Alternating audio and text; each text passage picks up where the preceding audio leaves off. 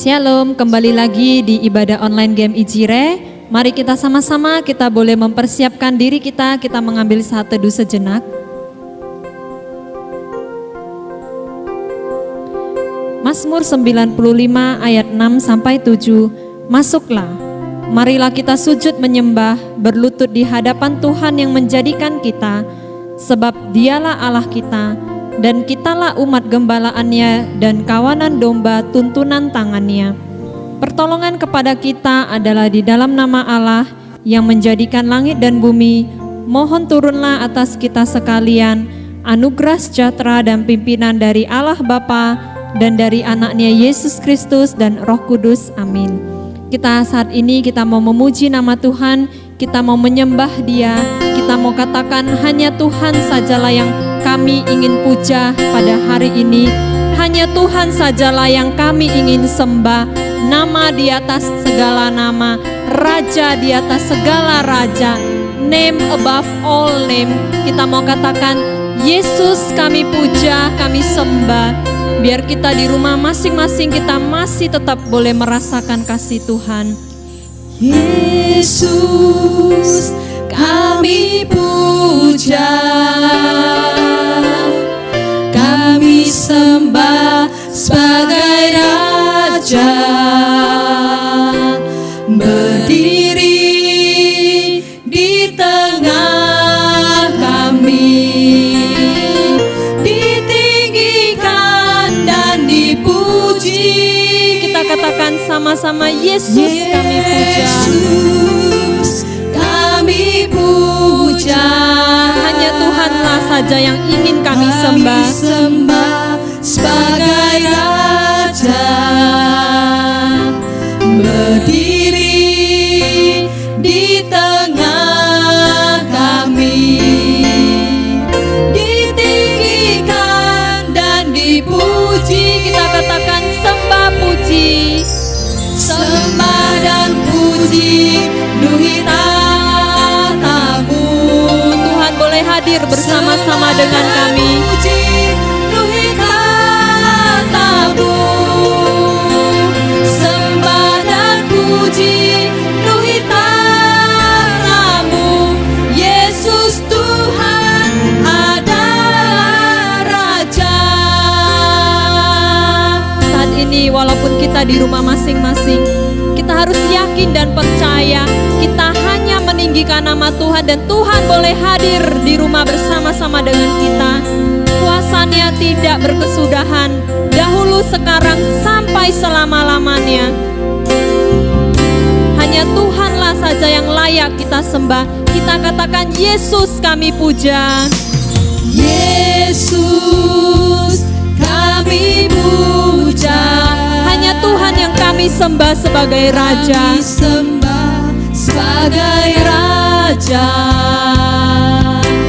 berdiri di tengah kami, ditinggikan dan dipuji. Katakan dengan sungguh, hanya Yesuslah yang kami mau sembah saat ini. Yesus kami puja, kami sembah sebagai Raja, berdiri di tengah kami, ditinggikan dan dipuji. Semua sembah dan puji hanya untuk-Mu Tuhan. Sembah dan puji penuhi tatamu,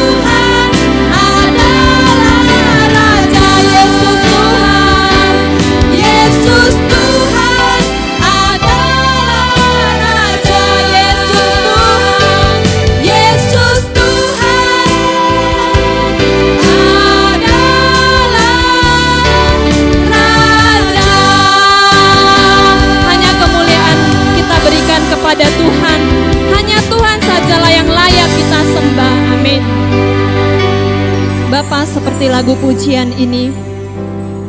Kami saat ini walaupun kami hanya mampu beribadah di rumah, tapi itu tidak mengurangi betapa besar kasih kami kepadamu Tuhan. Betapa rindu kami semuanya ingin berkumpul kembali lagi. Tuhan, kami mau serahkan untuk waktu ibadah di minggu ini. Tuhan boleh beracara, hanya Tuhan sajalah yang kami tinggikan saat ini. Dan Tuhan boleh hadir bersama-sama dengan keluarga kami, di rumah kami sama-sama hanya ingin memuliakan nama Tuhan. Hanya nama Tuhanlah saja yang kami tinggikan, hanya Tuhanlah saja yang kami percaya dan kami sembah. Dan biarlah Tuhan boleh senang, Tuhan boleh beracara, biarlah Tuhan saja yang dipermuliakan. Di dalam nama Tuhan Yesus kami berdoa dan mengucapkan syukur kami. Amin. Mari kita bangkit berdiri, kita mengikrarkan pengakuan iman rasuli. Pengakuan iman rasuli. Aku percaya kepada Allah, Bapa yang Maha Kuasa, Khalik langit dan bumi, dan kepada Yesus Kristus, anaknya yang tunggal Tuhan kita, yang dikandung daripada Roh Kudus, lahir dari anak darah Maria, yang menderita sengsara di bawah pemerintahan Pontius Pilatus, disalibkan, mati dan dikuburkan, turun ke dalam kerajaan maut. Pada hari yang ketiga, bangkit pula dari antara orang mati, naik ke surga, duduk di sebelah kanan Allah, Bapa yang Maha Kuasa. Dan dari sana ia akan datang untuk menghakimi orang yang hidup dan yang mati. Aku percaya kepada Roh Kudus, gereja yang kudus dan am, persekutuan orang kudus, pengampunan dosa, kebangkitan tubuh dan hidup yang kekal. Amin. Kita masih bangkit berdiri, kita mau sama-sama kita mau katakan, walaupun banyak cobaan datang dalam kehidupan kita, walaupun saat ini kita merasakan mungkin kok badai corona ini belum selesai, tapi kita harus yakin dan percaya hanya Tuhanlah kekuatan kita, hanya Tuhanlah yang kita percaya, hanya Tuhanlah yang kita mau sembah. Kita mau katakan, Tuhanlah kekuatan dan mazmurku. Mari kita sama-sama kita katakan, biar bumi bergoncang, biar badai datang dalam kehidupan kita, hanya Tuhanlah saja yang menjadi kekuatan kita. Tuhanlah kekuatan dan mazmurku, Dia gunung batu dan keselamatanku. Hanya padamu hatiku percaya, Kaulah menara dan kota berlindung.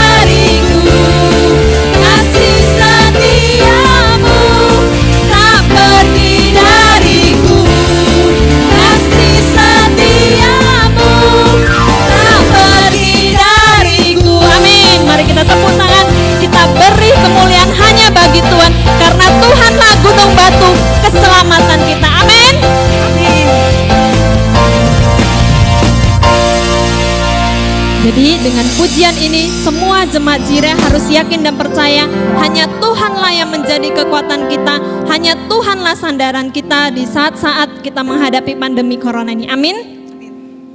Mari kita masih tetap bangkit berdiri, kita akan beresponsoria yang terambil dari Mazmur pasal ke-91.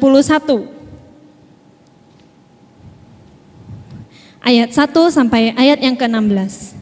Saya akan membacakan ayat yang ganjil, Bapak Ibu di rumah akan membacakan ayat genap. Ayat yang terakhir, ayat yang ke-16 kita akan membacanya secara bersama-sama. Dalam lindungan Allah. Orang yang duduk dalam lindungan yang maha tinggi dan bermalam dalam naungan yang maha kuasa akan berkata kepada Tuhan, tempat perlindunganku dan kubu pertahananku, Allahku yang kupercayai. Sungguh dialah yang akan melepaskan engkau dari jerat penangkap burung, dari penyakit sampar yang busuk. Dengan kepaknya ia akan menudungi engkau, di bawah sayapnya engkau akan berlindung. Kesetiaannya ialah perisai dan pagar tembok. Engkau tak usah takut terhadap kedahsyatan malam, terhadap panah yang terbang di waktu siang, terhadap penyakit sampar yang berjalan di dalam gelap, terhadap penyakit menular yang mengamuk di waktu petang. Walau 1000 orang rebah di sisimu dan 10.000 di sebelah kananmu, tetapi itu tidak akan menimpamu. Engkau hanya menontonnya dengan matamu sendiri dan melihat pembalasan terhadap orang-orang fasik. Sebab Tuhan ialah tempat perlindunganmu, yang maha tinggi telah kau buat tempat perteduhanmu. Malapetaka tidak akan menimpa kamu, dan tulah tidak akan mendekat kepada kemahmu. Sebab malaikat-malaikatnya akan diperintahkannya kepadamu untuk menjaga engkau di segala jalanmu. Mereka akan menantang engkau di atas tangannya, supaya kakimu jangan terantuk kepada batu. Singa dan ular tedung akan kau langkahi, engkau akan menginjak anak singa dan ular naga. Sungguh hatinya melekat kepadaku, maka aku akan meluputkannya. Aku akan membentengnya sebab ia mengenal namaku. Bila ia berseru kepadaku, aku akan menjawab. Aku akan menyertai dia dalam kesesakan. Aku akan meluputkannya dan memuliakannya bersama-sama. Dengan panjang umur akan kukenyangkan dia, dan akan kuperlihatkan kepadanya keselamatan daripadaku. Kita akan mempersiapkan diri kita untuk mendengarkan firman Tuhan. Kita akan belajar satu lagu baru. Lagu ini baru ditulis tahun ini, dan ini lagunya luar biasa. Biarlah boleh memberkati kita semuanya. Bahwasannya kadang kita tidak sanggup menghadapi semua beban hidup kita. Kita menantikan jawaban. Hanya Tuhanlah yang sanggup menolong kita dalam sesat kita. Hanya Tuhanlah yang sanggup menolong kita dalam setiap persoalan yang ada kita hadapi.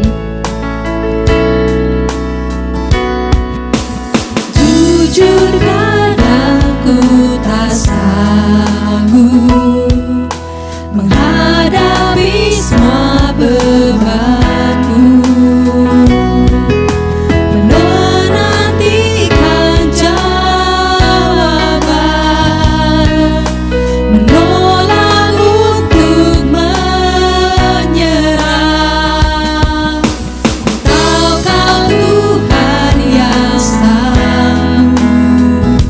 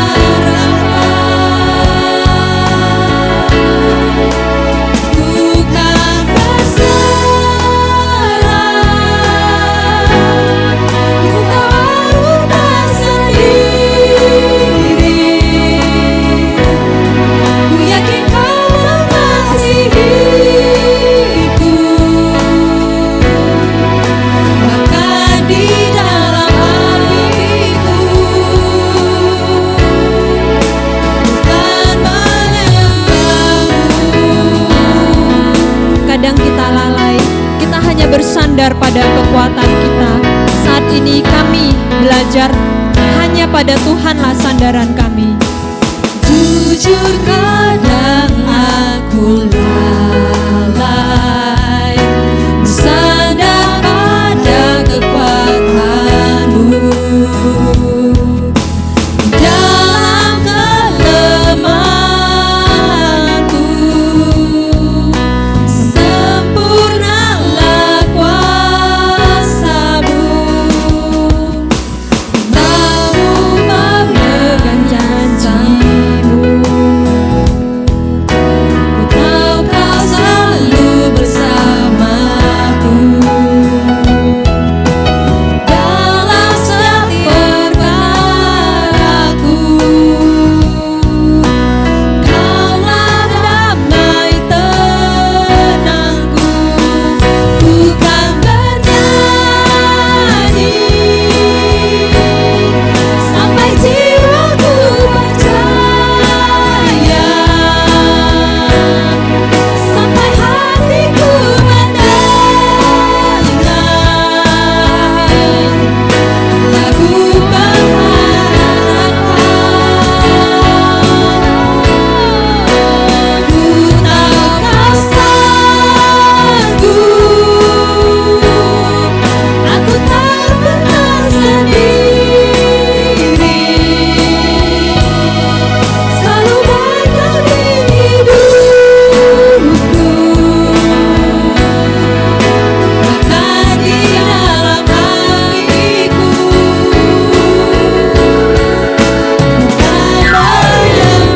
Bukan bernyanyi sampai jiwaku percaya. bukan bernyanyi sampai jiwaku percaya, sampai hatiku mendengar. Ini lagu pengharapan kami Tuhan. Kami tahu Kau sanggup mengeluarkan kami dari segala masalah kami. Aku tak pernah sendiri karena ada pertolongan daripada-Mu Tuhan. Selalu berkati hidupku, bahkan di dalam hatiku, dan menyembah-Mu. Bahkan di dalam apiku, Bahkan di dalam hatiku, dan menyembah-Mu. bahkan di dalam apiku aku akan tetap menyembah-Mu. Di dalam hatiku, ku kan menyembah-Mu.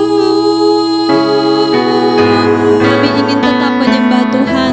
Hanya Tuhanlah sandaran kami. Amin. Shalom ya jemaat yang dikasih dalam Tuhan. Mari sebelum kita mendengarkan firman Tuhan, kita masuk di dalam doa. Bapa, saat ini kami ingin mendengarkan firman Tuhan. Berbicaralah kepada kami, berkata-katalah kepada kami, pribadi lepas pribadi yang ada di rumah ya Tuhan. Supaya firman-Mu boleh menguatkan, meneguhkan kami, mengajar dan memberikan hikmat kepada kami. Kami siap untuk mendengarkan. Di dalam nama Yesus Tuhan kami berdoa. Haleluya. Amin. Jemaat yang dikasih dalam Tuhan, saya ingin mengajak kita membuka satu bagian firman Tuhan yang terdapat di dalam Amsal pasal 4 ayat 23. Lalu akan kita lanjutkan di dalam 2 Korintus pasal 10 ayat 5. Kita membuka dan membacanya bersama-sama di rumah. Amsal pasal 4 ayat 23 berbunyi demikian. Jagalah hatimu dengan segala kewaspadaan, karena dari situlah terpancar kehidupan.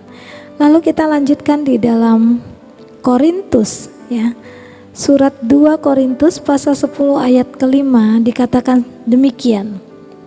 2 Korintus 10 ayat 5 dikatakan, kami mematahkan setiap siasat orang dan merubuhkan setiap kubu yang dibangun oleh keangkuhan manusia untuk menentang pengenalan akan Allah.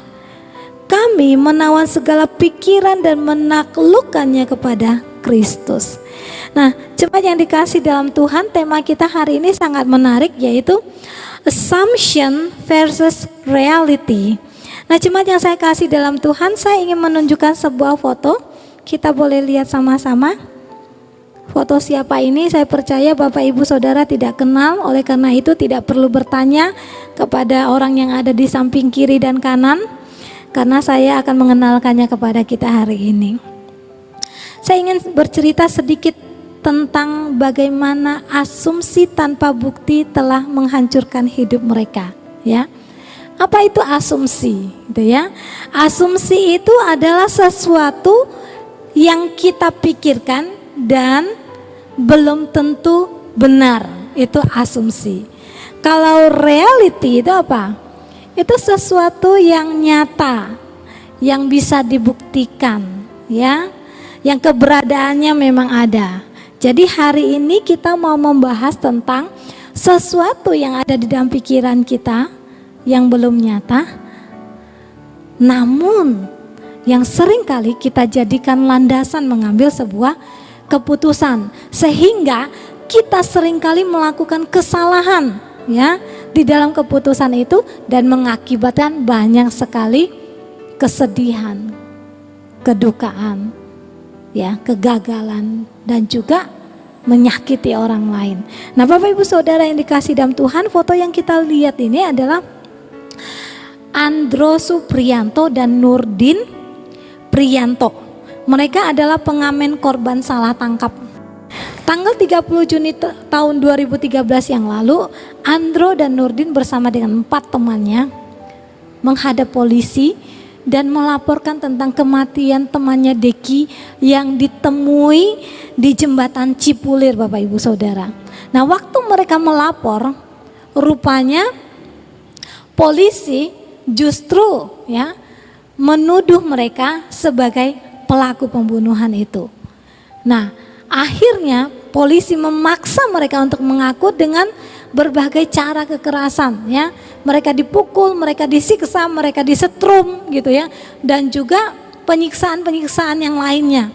Oleh karena mereka tidak tahan terhadap kesakitan penyiksaan itu secara fisik, akhirnya apa? Akhirnya mereka mengaku gitu, ya, kalau mereka yang melakukan pembunuhan tersebut. Nah, oleh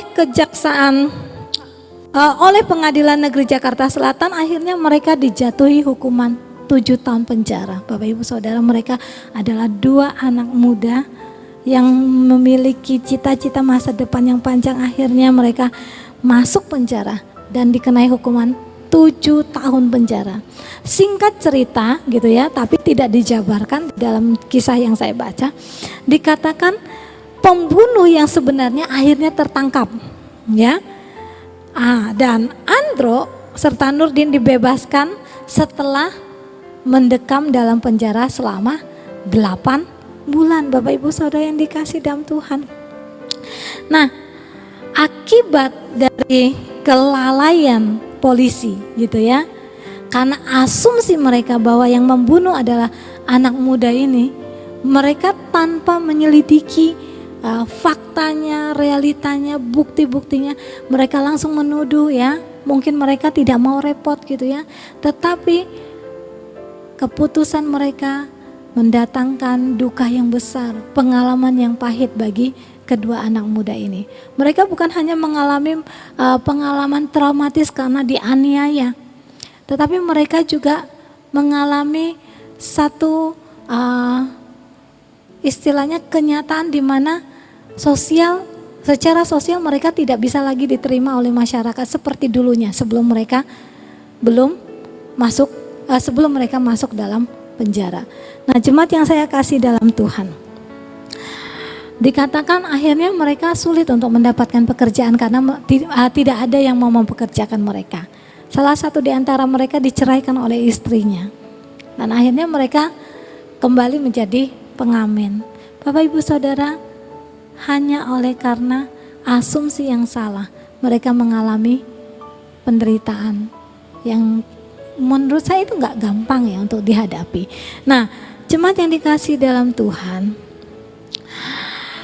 asumsi yang belum diuji kebenarannya tidak boleh kita jadikan alasan atau landasan untuk mengambil sebuah keputusan atau sebuah tindakan.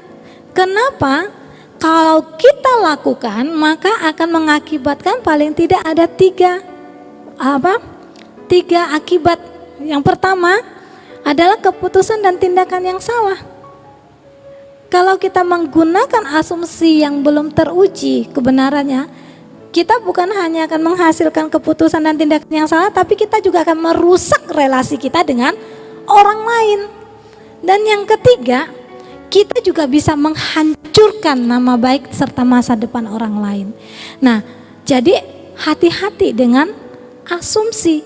Nah, Bapak Ibu Saudara yang saya kasih dalam Tuhan, di dalam Alkitab ada beberapa kisah yang dapat menjadi peringatan bagi kita tentang bagaimana asumsi tidak berdasar itu memberikan dampak terhadap sebuah keputusan atau terhadap sebuah keadaan gitu ya. Yang pertama Bapak Ibu Saudara yang dikasih dalam Tuhan, yang pertama adalah kisahnya Yakub gitu ya. Di dalam Kejadian pasal 31 ayat 1, di situ dikatakan Yakub menjawab Laban, "Aku takut karena pikirku jangan-jangan engkau merampas anak-anakmu itu daripadaku." Nah, ini memiliki latar belakang gitu ya. Yakub ya, setelah dia mengalami satu masa yang tidak enak ya, digosipi oleh kakak-kakak ipar yang mengatakan dia membangun istilahnya harta dari harta mertuanya gitu ya. Dia merasa nggak nyaman, lalu dia mulai melihat ekspresi Laban yang sudah kurang begitu bersahabat. Akhirnya dia memutuskan, wah ini jangan-jangan mertua saya ini mau berniat jahat kepada saya. Akhirnya dia memutuskan diam-diam ya, meninggalkan Laban, meninggalkan keluarga istrinya, menggotong semua harta anak dan istrinya dan istilah karyawannya gitu ya. Dan diam-diam dia lakukan. Hampir saja apa yang dia lakukan itu merusak relasi yang baik antara dirinya dan papa mertuanya. Nah, Bapak Ibu Saudara yang dikasih dalam Tuhan, dimulai dari mana? Dimulai dari Yakub yang punya pikiran ya, takut dan pikiran yang jangan-jangan. Jadi dia berpikir, apa yang aku pikirkan ini jangan-jangan benar gitu ya. Karena dia menjadikan itu sebuah ketakutan dan dia akhirnya memutuskan, ya udahlah, saya mengambil tindakan ini. Tetapi tindakan yang diambil justru itu hampir saja merusak hubungan kekeluargaan yang ada. Jadi Bapak Ibu Saudara, hati-hati dengan asumsi kita, apalagi terhadap saudara kita sendiri, orang dekat kita. Jangan sampai kita memiliki pikiran yang tidak adil terhadap mereka ya. Kalau kita melakukan itu, kita akan merusak relasi kita dengan mereka ya. Kita akan mengambil satu tindakan yang tidak seharusnya kita lakukan gitu ya. Lalu yang kedua, Bapak Ibu Saudara yang dikasih dalam Tuhan, kisah yang saya ambil dari Kejadian pasal 26 itu adalah kisah tentang Ishak gitu ya. Di Kejadian pasal 26 ayat 7 dan 9, di situ dikatakan ketika orang-orang di tempat itu bertanya tentang istrinya Ishak, berkatalah ia, dia saudaraku, sebab ia takut mengatakan ia istriku. Mengapa? Nah, di sini ada asumsi lagi ya. Karena pikirnya, nah Ishak mulai berpikir, ada kata jangan-jangan aku dibunuh oleh penduduk tempat ini karena Ribka sebab elok parasnya. Jadi Ishak mulai berpikir, waduh istri saya cantik, jangan-jangan nanti penduduk Gerar ya, bukan Gerat loh ya, Gerat anak kami gitu ya. Gerar ya, penduduk Gerar akan membunuh dirinya oleh karena istrinya. Sebelum penduduk Gerar membunuh, si Ishak sudah berpikir, ya, jangan-jangan nanti dia dibunuh oleh orang Gerar. Sudah mulai timbul prasangka gitu ya, asumsi-asumsi yang negatif terhadap orang-orang Gerar, sehingga ia mengambil keputusan untuk berbohong. Nah, Bapak Ibu Saudara tahu apa yang terjadi? Begitu ketahuan, dia dipanggil oleh Raja Abimelek dan dia berkata, "Waduh Ishak, apa yang kamu lakukan ini? Ya, yang kamu lakukan ini sangat-sangat bisa mencelakakan bangsa kami, ya, orang-orang Gerar." Ya, nah Bapak Ibu Saudara yang dikasih dalam Tuhan, apa jawabnya si Ishak? Katanya, "Karena pikirku, jangan-jangan aku mati karena dia." Waduh Bapak Ibu Saudara yang dikasih dalam Tuhan. Kita lihat ya, Ishak istilahnya memiliki pikiran bahwa orang-orang Gerar itu adalah orang-orang yang jahat gitu ya. Kita tidak tahu bagaimana latar belakang orang Gerar pada saat itu dan bagaimana situasi kondisi sosial pada saat itu. Tetapi sebagai anak Tuhan Bapak Ibu Saudara yang saya kasih dalam Tuhan, bukankah selama ini Ishak mengalami masa-masa baik, masa-masa di mana ada pemeliharaan Tuhan di dalam hidupnya? Kenapa dia tidak berpikir walaupun saya pergi ke daerah orang-orang Gerar, tetapi Tuhan tetap akan memelihara dan melindungi saya dari mungkin kekejaman yang akan dilakukan oleh orang ini, sehingga saya tetap tidak akan mengambil satu tindakan yang bisa mendatangkan kerusakan relasi antara saya dan mereka.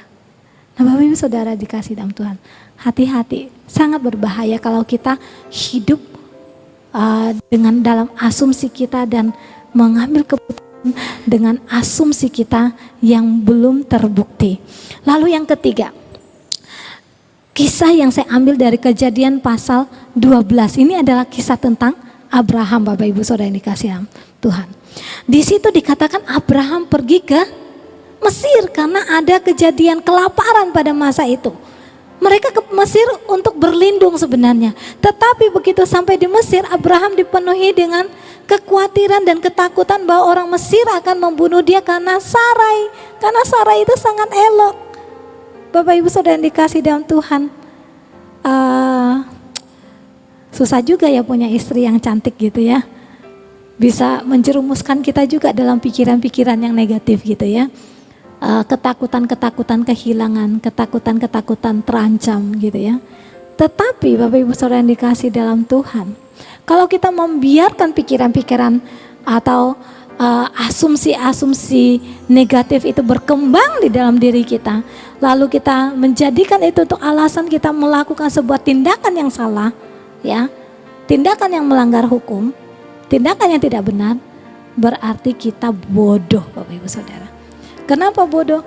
Karena kita membawa diri kita ke dalam satu masalah, di mana masalah itu juga membuat orang lain mendapatkan imbasnya. Kalau kita membaca di dalam Kejadian pasal 12 ini, kita melihat oleh karena Abraham berbohong, tahu tidak apa yang terjadi pada keluarga Firaun? Alkitab mencatat Firaun dan keluarganya kena tulah oleh karena perbuatan Abraham, oleh karena kebohongan Abraham. Kita lihat bagaimana asumsi yang tidak berdasar apabila dijadikan alasan untuk mengambil sebuah keputusan dan tindakan, ya, kita bisa mencelakakan orang lain. Nah Bapak Ibu Saudara yang dikasih dalam Tuhan, bagaimana caranya? Ya, sekarang pertanyaannya, bagaimana caranya supaya kita bisa terhindar dari kesalahan yang fatal ketika kita mulai memiliki asumsi-asumsi terhadap seseorang, terhadap suatu keadaan, terhadap suatu kejadian, terhadap suatu masalah. Nah Bapak Ibu Saudara yang dikasih dalam Tuhan, saya ingin katakan kepada kita hari ini ya, dari firman Tuhan yang kita baca tadi ya, paling tidak ada dua hal yang bisa kita lakukan di dalam hidup kita, supaya asumsi kita jangan mendatangkan kesusahan di dalam hidup kita, jangan membuat relasi kita dengan orang lain rusak, dan jangan membuat orang lain disusahkan oleh karena kelakuan kita.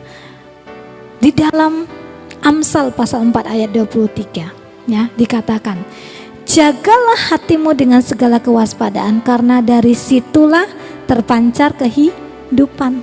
Jadi hal pertama yang harus kita lakukan untuk menjaga supaya pikiran kita itu bersih, sehat, ya. Asumsi yang kita hasilkan juga adalah asumsi yang adil gitu ya. Kita harus selalu menjaga pikiran kita, waspada dengan pikiran kita. Coba kita perhatikan kata yang saya garis bawahi, ada kata jaga dan ada kata waspada, gitu ya. Kedua kata ini memiliki arti yang hampir sama, yaitu bangun, gitu ya, tidak tidur, sadar, dan hati-hati. Jadi kata jagalah hatimu dengan segala kewaspadaan berarti apa? Jagalah pikiranmu, ya, dalam kondisi yang bangun, dalam kondisi yang sadar, ya. Artinya apa? Kalau orang bangun, orang sadar, berarti dia bisa berpikir secara realistis, ya, dengan banyak pertimbangan-pertimbangan yang baik, gitu ya. Dan dia tidak akan memutuskan sesuatu yang salah di dalam hal yang dia hadapi, di dalam masalah yang dia hadapi. Nah, mengapa harus berhati-hati terhadap pikiran kita, ya? Karena biasanya pikiran pertama atau asumsi pertama yang keluar di dalam otak kita pada saat suatu masalah muncul, itu adalah asumsi yang sangat subjektif, ya. Asumsi yang biasanya dipengaruhi atau sangat dipengaruhi oleh latar belakang kita.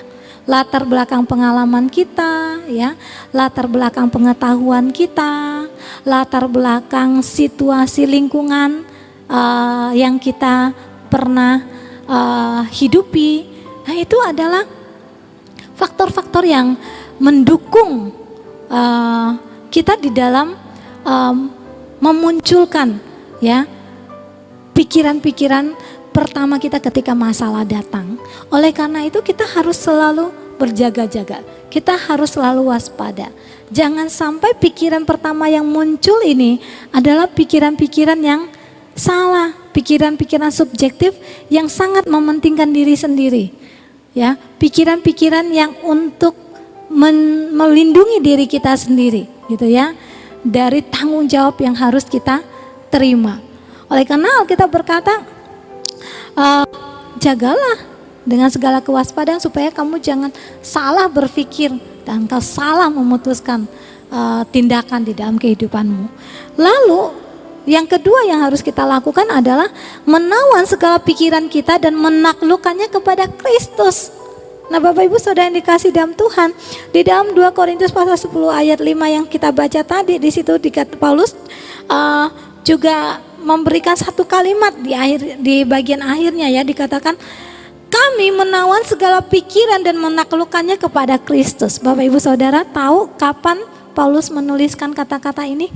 Paulus menuliskan kata-kata ini ketika dia difitnah oleh sebagian orang, gitu ya, sedang mengalami masa-masa difitnah orang, gitu ya. Lalu Paulus mengatakan kami menawan pikiran kami. Berarti apa? Paulus mengatakan segala sesuatu yang kami lakukan, segala tindakan yang kami kerjakan, itu adalah segala pekerjaan, segala tindakan yang kami kerjakan atas dasar pikiran yang sudah ditundukkan di dalam Kristus. Artinya sesuatu yang sudah diolah, sesuatu yang sudah dipertimbangkan, sesuatu yang sudah dicocokkan dengan kehendak Kristus. Nah, jemaat yang saya kasih di dalam Tuhan, kita melihat di sini Paulus menggunakan kata menawan dan menaklukkan, gitu ya.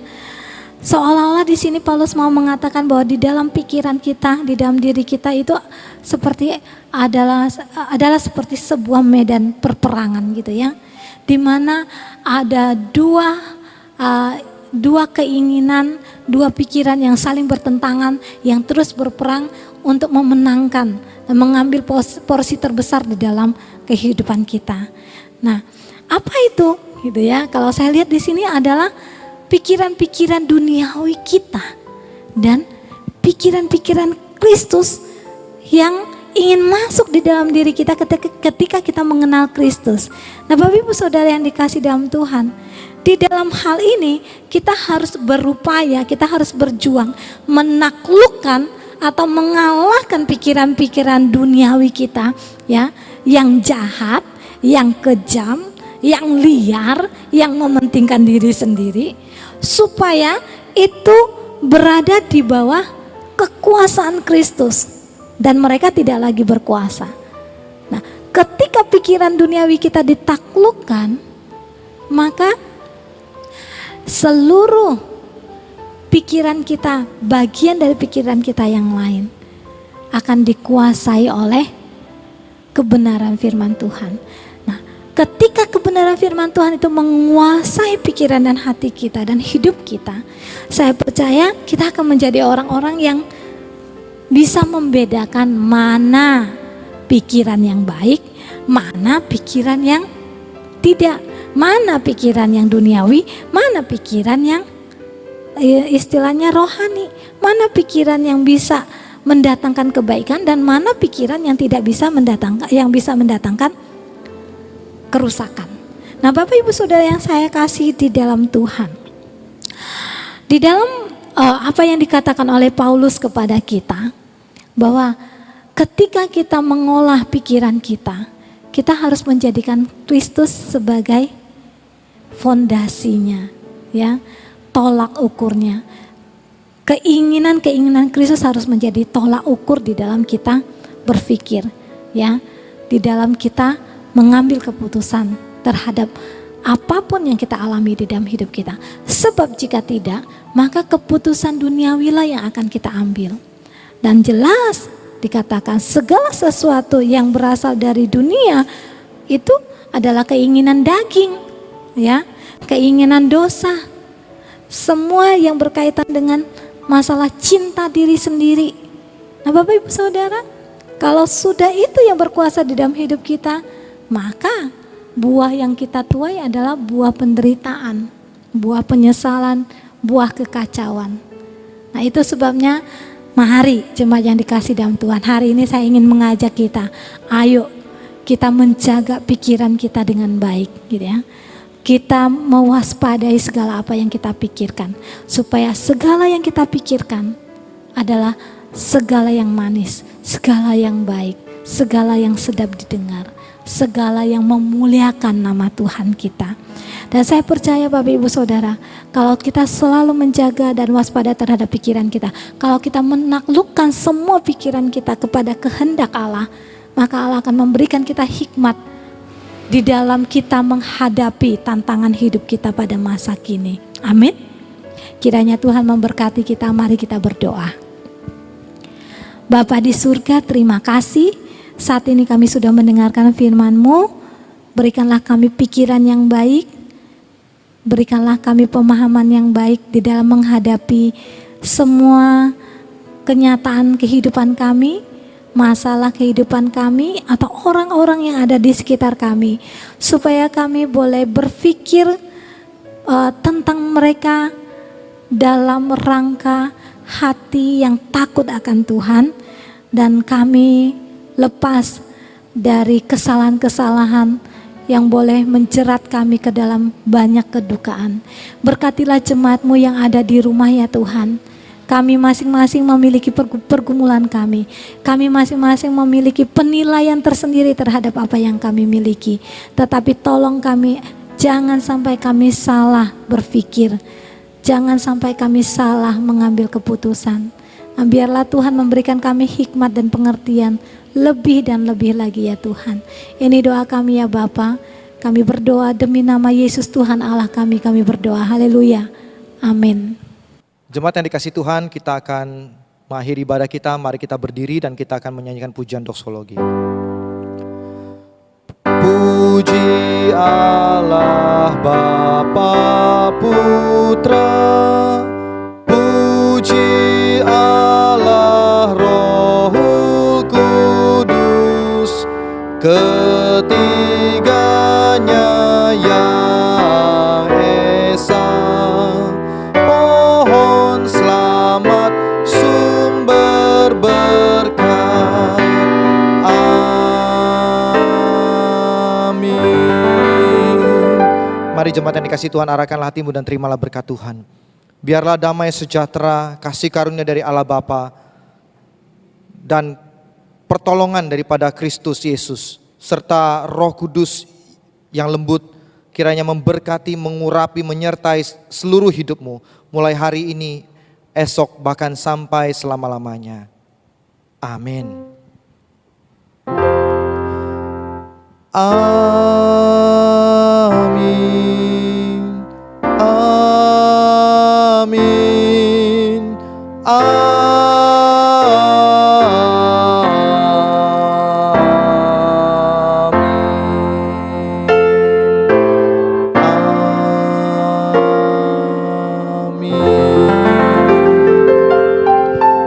Silakan duduk saat teduh. Tuhan Yesus memberkati. Sampai berjumpa kembali.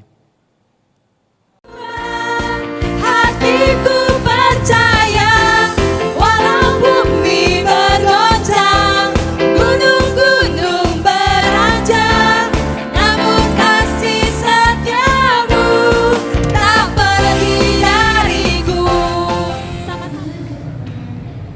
Shalom jemaat yang dikasihi Tuhan, bersama dengan saya Rika. Saya Virgin, saya Oli, dan saya Rosni di Sunday News GMI. Kami akan menyampaikan beberapa informasi yang berkaitan dengan kegiatan gereja sepanjang minggu ini.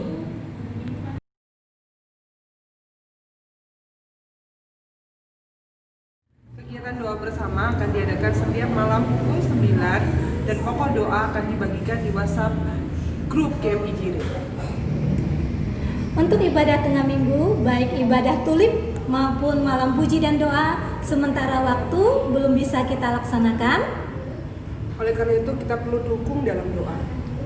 Teman-teman P3M, jangan sedih karena kita tetap akan mengikuti persekutuan yang diadakan setiap hari Sabtu pukul 6 sore di Google Meet. Nah, untuk adik-adik sekolah minggu juga harus bangun pagi ya, karena kita akan tetap ada ibadah sekolah minggu melalui YouTube Superbook Indonesia. Kami mengucapkan selamat ulang tahun kepada jemaat yang berulang tahun pada minggu ini. Kiranya dengan bertambah usia, bertambah pula iman dan kasih kepada Allah, kasih kepada sesama, dan segala yang diinginkan. Tuhan Yesus memberkati. Masa pandemi ini, jangan lupa untuk selalu menaati protokol-protokol kesehatan seperti Jangan lupa memakai masker. Dan setiap kita keluar rumah selalu membawa hand sanitizer. jangan lupa juga untuk selalu cuci tangan pakai sabun. Terakhir, jaga jarak. Oke, jemaat yang dikasih dalam Tuhan, salam sehat untuk semuanya. Sampai bertemu lagi di ibadah minggu depan. Raja